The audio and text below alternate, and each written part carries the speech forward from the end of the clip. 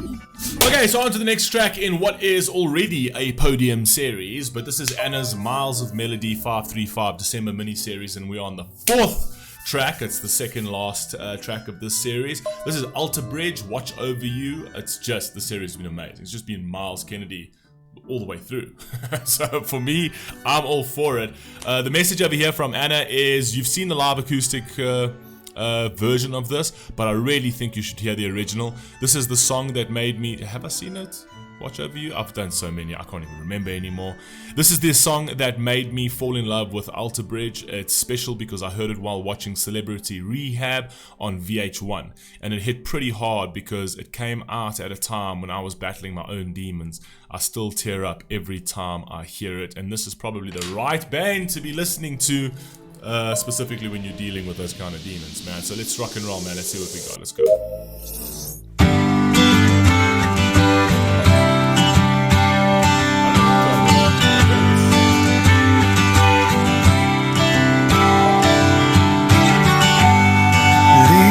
Are on the ground, fall has come, blue skies turning gray, like my love. I tried to carry you and make you whole, but it was never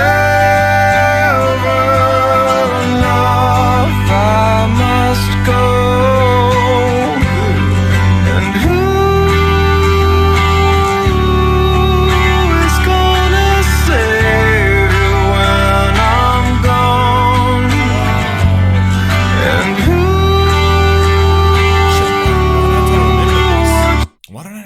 Why don't I remember this song? I mean, it must have been a while ago that I did the live version. Why don't I remember this? It's a beautiful song, man. I must go, and who is gonna save you when I'm gone? And who watch over you when I'm gone?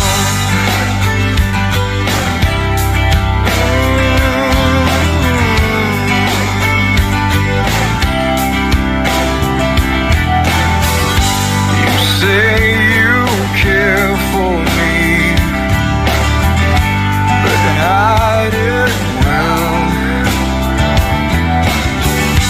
How can you love someone not yourself? And who?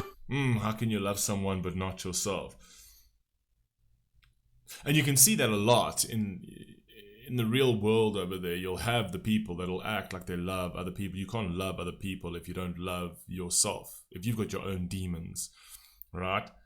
And you completely sort of like falling and eroding inside. How are you in a position to love someone else? Like, you don't even love yourself. It starts with yourself. It starts with, because the only way you will know what real love is when you actually love yourself. Love and respect yourself. Right? And loving yourself is actually the most part of loving yourself is actually respecting yourself. It's less about loving yourself and more about respecting yourself and respecting your existence and respecting who you are as a person. That is loving yourself. If you're always putting yourself down, always think you're not good enough, always think that you have no place in society, you have nothing to offer society. You are not of utility. You are not effective. Do you know what I mean? In order for you to be of utility, in order for you to be helpful to society, you need to know your own value in society. Do you know what I mean? And that's hard for a lot of people. It's a lot hard for a lot of people to accept that, because everyone's got their demons, everyone goes through their problems and things like that, and everyone innately within them, right? It's just a birth trait, is that you want to reach out, you want to help other people, but you can't help other people if you can't help yourself. Charity begins at home, first and foremost, so you need to help yourself. before you're able to help other people, because you need to know what that means. You need to know what loving somebody means because you love yourself, and not to the extent that it's not the fake love that we're talking about that we see today in society, where people just adulate and love themselves too much. That's more like a lustful, narcissistic type of love, which isn't really love. It's really just self-aggrandizing garbage. You know what I mean? We're talking about the people that don't need to go out there and show the world that they love themselves and ask the world to validate their lives because they love themselves just so much. That's just egotistical arrogance. We're talking about the people that are dying inside with their demons, sitting at home and want to help other people and do help other people, right? But don't realize that they would be far more effective if they actually held themselves in higher regard. Do you know what I mean? I've said this 1,000 times before. I've said it that, you know what I mean, changing something in your life, or changing or sort of like getting out of addiction or anything like that, it's down to self-respect. It's not down to motivation. It's down to self. This fugazi sort of like liberal word of motivation. Nothing wrong with liberal. I'm talking about it's just, but it is like this liberal word of like motivation. I'm not motivated. I need to be motivated. Everything needs to motivate. How about you be disciplined? Stop chasing motivation, and how about you just chase discipline? That's what you really want to be doing. Because if you chase discipline, it means you respect yourself. If you're looking for the motivation to just fall upon you, you'll never be motivated. But if you get up in the morning and you are disciplined to do the things that you, even the things that you don't want to do, or the things that you do, that's respect for yourself. That's loving yourself. That's armor plating your mind to deal with all the demons that get thrown at you inevitably throughout your life, right? Because then you will act on those things through discipline, not through motivation. Motivations come from a feeling space. Do I feel like something to do today? Do I feel motivated today? No, it doesn't matter whether you feel motivated. It doesn't matter whether you feel anything today, right? A disciplined person does it anyway because it is your obligation to yourself and your obligation to others to do it. You wake up in the morning and you do what you got to do anyway, regardless of your feelings and regardless of it, whether you feel motivated. Discipline is the most important thing. I've said this 1,000 times. But anyway, carry on. Maybe I'm just preaching too much again. Let's go. Who is gonna save you when I'm gone?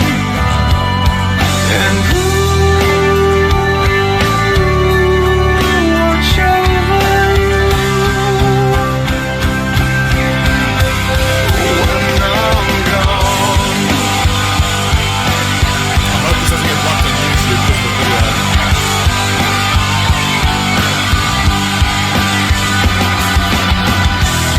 And when I'm gone, who'll break your fall? Who will you blame? I can't go on and let you lose it all. More than I can take.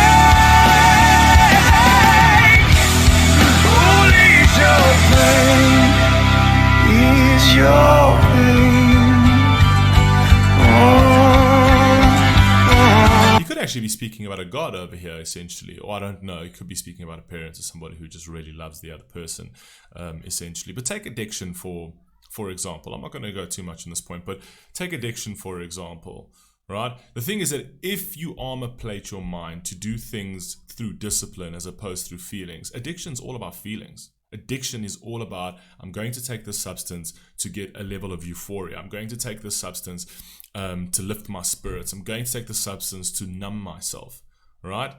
And that's why you would actually go into that. And a lot of things can bring on the addiction, the loss of somebody, having gone through traumatic events, you know, your own traumas and things like that. And it just takes that one little spark, that one little catalyst of just being in the wrong place at the wrong time, and you get a taste of something, and that over there lifts your burdens for a while, or at least it feels like it lifts your burdens for a while.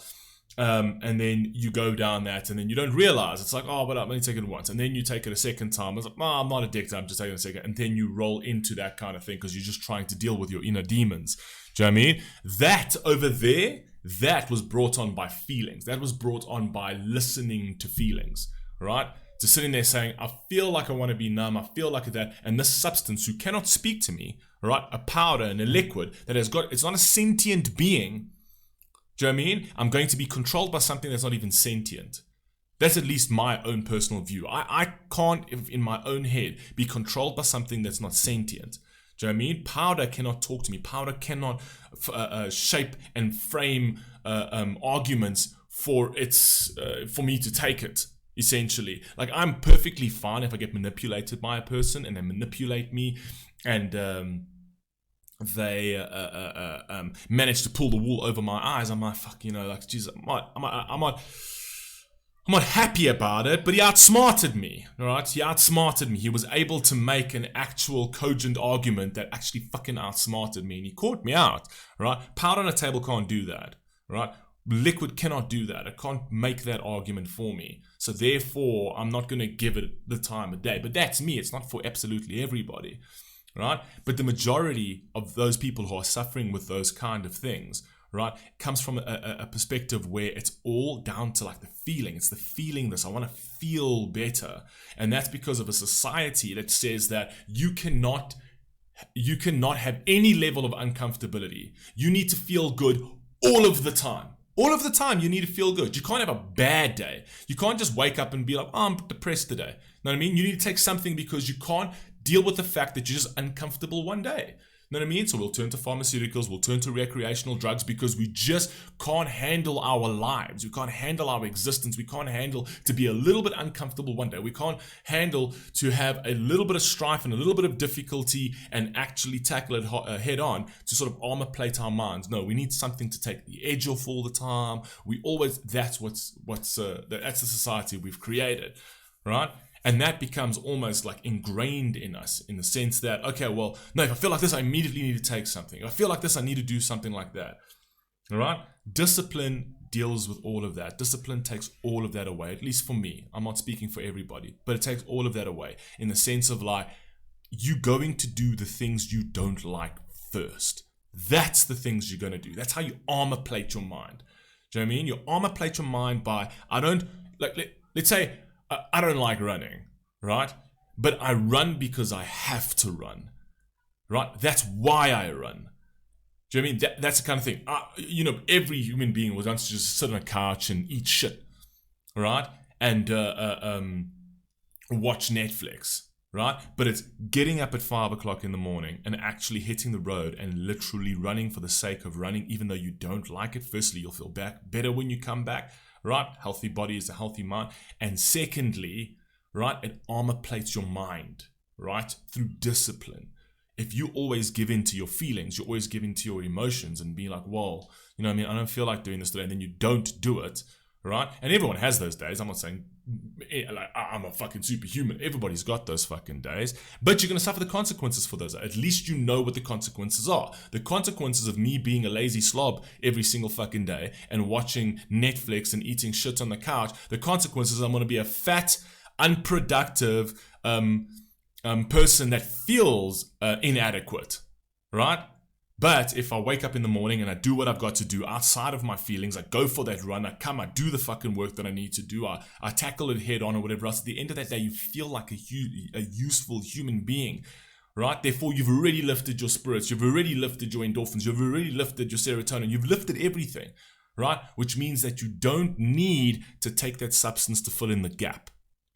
That's the difference, right? And I'm not saying that that's the remedy for everybody. I'm no psychologist or therapist of any way.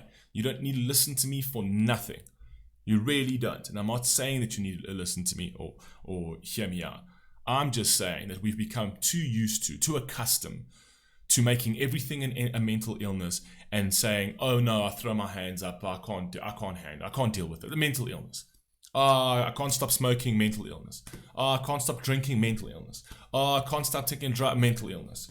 I can't stop being depressed, mental illness. Everything's a mental illness, right? We had like 7 diagnosable mental illnesses just 60 years ago. Now we've got over 300. Everything's a mental illness. Everything.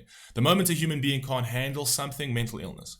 Do you know what I mean? No free will. No a choice, no nothing. So I can't handle it, man. I can't. No, it's mental illness. Mental illness. We just throw up our hands easily. Why? Because we've gotten too used to not being uncomfortable. Like, we just don't want to be uncomfortable. Not even for a day. For a day. I woke up in a fucking bad mood. I'm not in the best mood today. Do you know what I mean? Happened to me a couple of weeks ago. Woke up, was in the fucking best mood. Dog's got cancer, taking him up and down to the vet. Don't want to lose him. It's the greatest fucking dog I've ever had in my life. Do you know what I mean? But you know what? I got on camera anyway. And I did what I had to do anyway. You know what I mean? I don't fucking feel like doing it. I don't feel like doing it. I don't feel like doing reactions when I take my dog to the vet and they're chopping his fucking paw off that morning. Right? I don't feel like doing that type of shit. Do you know what I mean? I don't feel like doing stuff when I lose a business deal. I don't feel like doing stuff. I feel like just sitting on the couch and just moping about it, but I don't, because I know what that's going to do to me. I know what it's going to do to me, and it's going to have this spiraling effect. I do it anyway, so I'll just do it sad. I'll do it upset, and at the end of the day, I feel better about it. Do you know what I mean? I feel better about the fact that I actually just did what I had to do outside of my feelings. Do you know what I mean? And it doesn't always happen in my life, right? But I try to make it a habit. I try to make it a habit, as should everybody else. Try to make it a habit.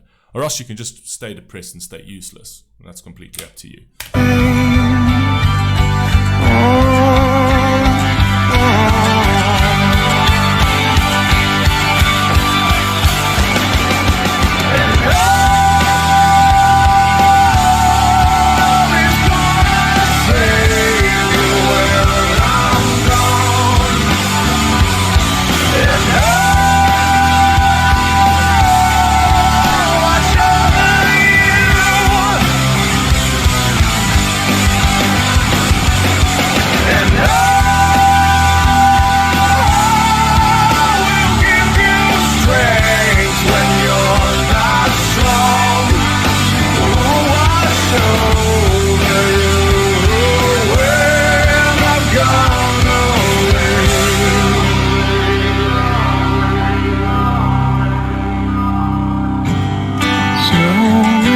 On the ground, winter's come. You long to hear my voice, but I'm long gone. Beautiful, beautiful, beautiful song. If the series wasn't already on the podium, as if the series wasn't already on the podium. Amazing. Absolutely beautiful. I don't remember it. I don't remember reacting to the live version of this, but this is absolutely gorgeous. Love that. Right? And it's an important song because this kind of thing is going to awaken something in you. Something that tells you that, you know, us as human beings, we're always looking for a savior. We're looking for something to come out and save us. You know what I mean? Without realizing that our savior is literally 6 inches from the mirror. That's your savior. Do you know what I mean? It just takes a mental switch. It takes a mental change. That's all it is. It's as quick as a light switch. It's like that. Well, no. Do you know what I mean? Tomorrow I'm going to get up and I'm going to get up at 4 o'clock in the morning. I'm going to run. Do you know what I mean? I'm going to do something incremental that improves my life 1% daily. Do you know what I mean? I'm not perfect, but 1%. 1% at a time. No one's perfect. Trust me, I've got my own flaws, I've got my own demons, I've made my own fucking mistakes that I've paid heavy for. Do you know what I mean? But I could have just lay down and be like, fuck this, you know what I mean? Life is this, life is that. You know what I mean? I've had years where things just not working out. Even recently, it's just not working out. YouTube for me was just not working out. I was at a point where I'm like, I just don't, because that's just not it's not my character. I've been a fighter from this big. I've been a fucking fighter. I don't care. You know what I mean? I will do it anyway. I will prove that I will get through it anyway. And even at the end of it, if it's for nothing, it doesn't matter. But at least I can say that I never fucking quit it. You know what I mean? That I never stopped the momentum. You just got to keep that momentum going. Keep doing what you got to do. And it's painful and it's ugly and it's just, you know what I mean? But you do it through the because our lives are not supposed to just be fucking roses every fucking day. So you do it through the whatever, if you feel shit, do it through that. Do it through that. Life is suffering. Life is fucking tough. learn to be uncomfortable and learn to actually get into a space where your uncomfortability eventually gets you comfortable. Anyway, I love you all. Please stay safe, please stay healthy. I'll catch you in the next one.